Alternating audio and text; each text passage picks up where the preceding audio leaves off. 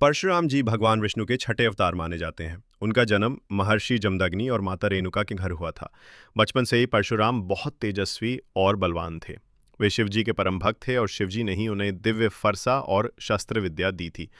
इस वजह से उनका नाम पड़ा परशुराम, यानी फरसा धारण करने वाला राम। एक बार राजा सहस्त्रार्जुन महर्षि जमदग्नि के आश्रम में आया। वहां ऋषि की कामधेनु गाय को देखकर वो लालच में आ गया। उसने बलपूर्वक गाय छीन ली और ऋषि को मार डाला। जब परशुराम वापस आए तो उन्होंने देखा कि उनके पिता मारे जा चुके हैं। उन्होंने शपथ ली कि वे अन्यायी क्षत्रियों का नाश करेंगे। परशुराम जी ने अकेले ही सहस्त्रार्जुन और उसके सैनिकों को युद्ध में हरा दिया।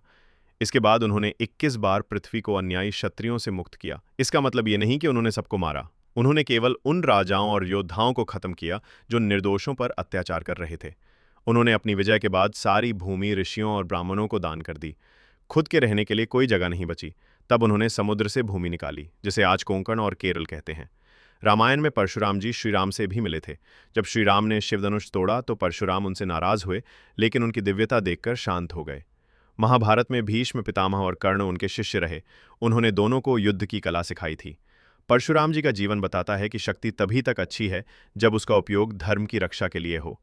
अन्याय के विरुद्ध खड़ा रहना ही सच्चा धर्म है। इसलिए उन्हें क्षत्रिय ब्राह्मण भी कहते हैं, जो ज्ञान और शक्ति दोनों में निपुण हैं।